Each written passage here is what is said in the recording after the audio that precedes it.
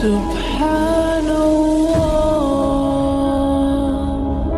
walhamdulillah la ilaha illallah. Endi boshqa amallarni bandani o'zi uchun bo'lib, ro'zani Alloh uchun bo'lganligi nima ekanligini tushunishga harakat qilaylik. Boshqa amallarning eng kattasi namoz. Banda har kuni 5 vaqt farz namoz o'qishi kerak. Shu namoz o'zi uchun ekan bandani. Buni qanaqa tushunamiz? Namoz o'qish uchun qilingan barcha xatti-harakatni boshqalar ko'rib turadi. Tahorat qilyapsiz, ko'radida, ana odam tahorat qilyapti, namoz o'qiydi, yaxshi odam ekan deydi. 10 ta odam ko'rsa 10 tasi aytadi, 100 tasi ko'rsa 100 tasi aytadi, 3 tasi ko'rsa 3 tasi aytadi. Namozni o'qishni boshlaganda ham shu. Jamoatda nechta ko'rsa, falonchi ham jamoatga ketdi deydi. Ko'chaga chiqqanda yana ko'radi. Demak, bu yerda xo'ja ko'rsinlik bor. Ibodatni banda qilyapti, niyati to'g'ri, lekin boshqalar ko'ryapti. Eng yashirin ibodat zakot bo'ladi. Yashirib berish kerak. Boring hammaga bildirmadi, hatto bola chaqasiga ham bildirmadi. Zakotini bir o'zi yolg'iz hisoblab olib borib, o'sha kambag'al topib bersa, o'sha kambag'al biladi-da. Uni haqqiga duo qiladi, bola chaqasiga aytadi, mahalla ko'yga aytadi, falonchini xayrini bersin, zakotini bizga berdi, o'zimiz o'nalib qoldik deydi. Demak, bunda ham xo'ja ko'rsinlik bor. Haj bo'ladigan bo'lsa, umuman shov-shuv bo'lib ketadi. Hajga ro'yxatga yozilganidan hammaga gap bo'ladi. Jo'nab qolsa kuzatgani qarindosh urug'lar kelmasa xafa bo'ladi, meni kuzatgani kelmadi deydi. Borib haj qilib kelganlarga kutib olish kerak, osh berish kerak. Undan keyin kim haj aka demasa baloga qoladi. Demak, buni hammasi xo'ja ko'rsin. Ro'zachi? Ro'zada bunaqa narsa hech qayerda yo'q. Mana o'zingizlar o'ylab ko'ringlar.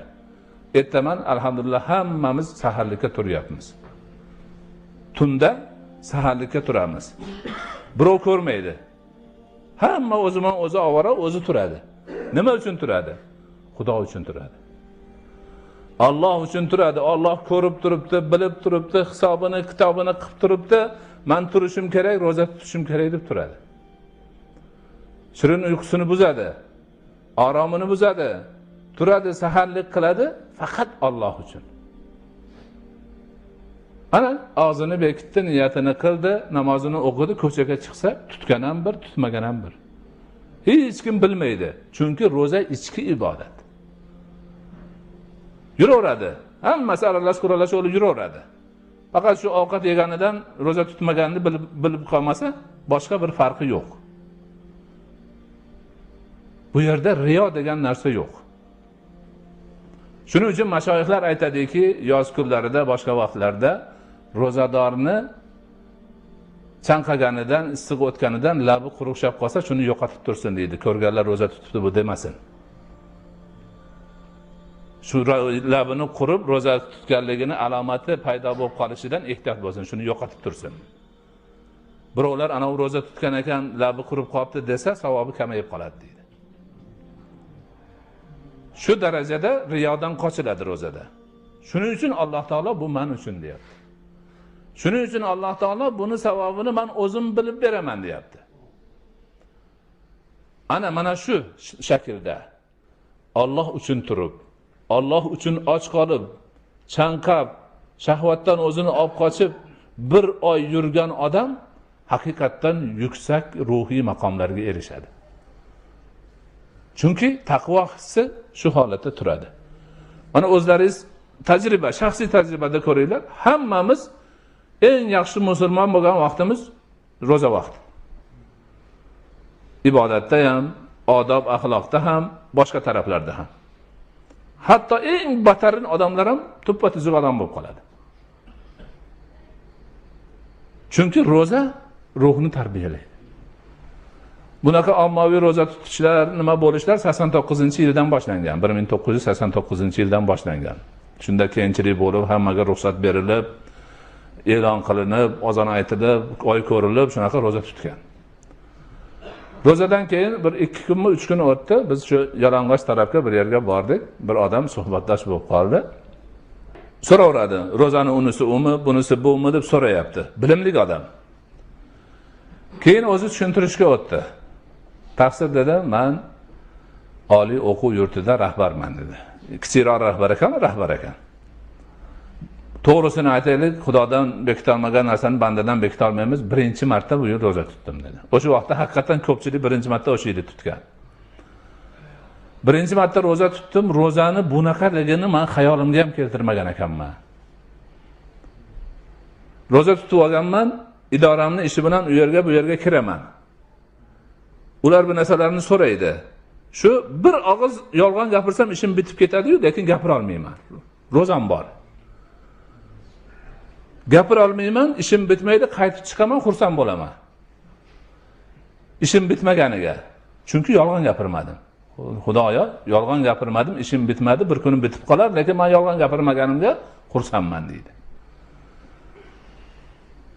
Endi deydi, men sizdan deb yana boshqa ro'za bormi deganim, shu yana ro'zani farz namozidan boshqa ro'za bo'lsa, shuni ham tutib yursak, bir yo'l yaxshi bo'lib ketarmikan deb umid qilyapman deydi.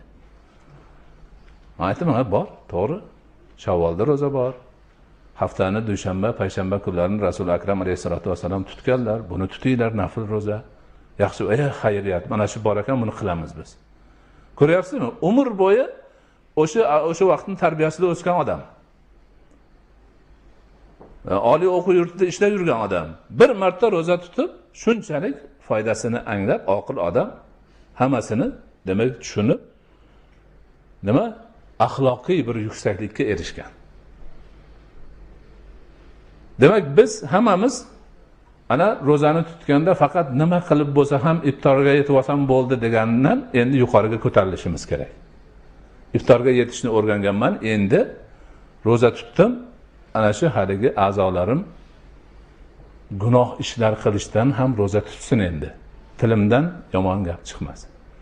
Nafaqat o'zi, balki birov urush janjal qilsa ham chiqmasin.